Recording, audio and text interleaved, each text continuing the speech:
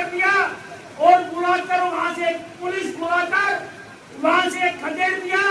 संसद की एक कार्रवाई अमानवीय, अलोकतांत्रिक एवं स्थापित मान्यताओं के खिलाफ है। महापंचायत मांग करती है कि राव इंद्रजीत एक व्यक्ति नहीं बल्कि जनता के प्रतिनिधि हैं। इस अमानवीय व्यवहार के लिए माफी मांगे, अन्यथा आने वाले समय में ये महापंचायत राव इंद्रजीत के खिलाफ बड़ा फैसला लेने के लिए बाध्य होगी। स्वास्थ्य मंत्री हरियाणा सरकार ने 21 जून 2025 को अखबारों में एक बयान दिया कि अस्पताल वहां बनेगा जहां रोड चौड़ा होगा, जनता की पहुंच में होगी, रेलवे लाइन नहीं होगी।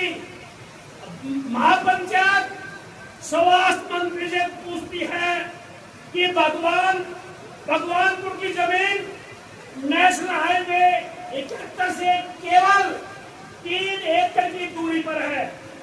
NH 71 पर रामगढ़ भगवानपुर मोड़ पर जो स्ट्रीट प्रिंस होटल के एकदम पीछे है, 4 रास्ते लगते हैं, कोई रेलवे लाइन नहीं है, शहर के साथ है। प्रस्तावित नए बस स्टैंड से महज 1.5 किलोमीटर की दूरी के ऊपर है। इंदिरा गांधी विश्वविद्यालय की पहुंच इसी रास्ते पर है। और इससे बढ़कर सरकार की मौका निरीक्षण टीम ने ही भगवानपुर की जमीन को सबसे उपयुक्त बताया था। अब क्या हो गया? स्वास्थ्य मंत्री जनता के बीच में इसका जवाब दे। महापंचायत ये भी नोट करती है कि रामगढ़ भगवानपुर एवं आसपास के लोग राम साहब इंद्रजीत के व्यवहार से अपमानित होकर सम्मान के लिए, अपने हक के लिए उठ खड़े हुए हैं और आंदोलन के रास्ते पर है। उनकी आवाज को कमजोर करने के लिए अपने क्षेत्रों की मार्फत अस्पताल के मुद्दे को डायलूट करने की कोशिश की जा रही है। महापंचायत ने फैसला लिया है कि राव साहब और वो लोग हम में फूट डालेंगे, परंतु हम सामाजिक एकता और भाईचारा को लेकर चलेंगे। हम गले मिलेंगे, वो फूट डालते रहेंगे। पंचायत ने फैसला लिया है।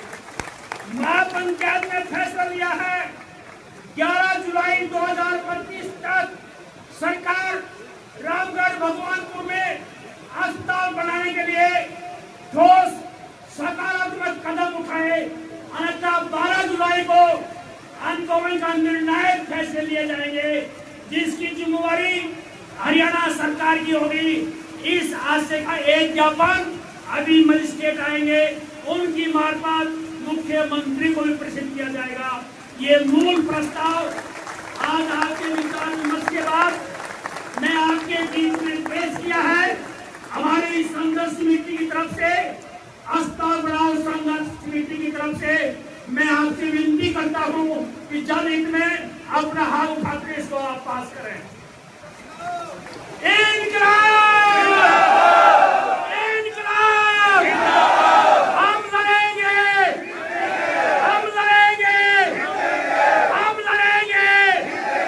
जनता का भाईचारा, हमारी एकता। धन्यवाद। ये सर्वसम्मति से प्रस्ताव पास हुआ। धन्यवाद।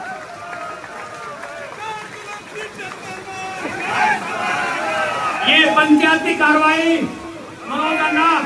ये पंचायत की कार्रवाई प्रस्ताव पास हो गया विधिवत रूप से। हम मौसम ने गड़बड़ी करी, जारी रहेगी।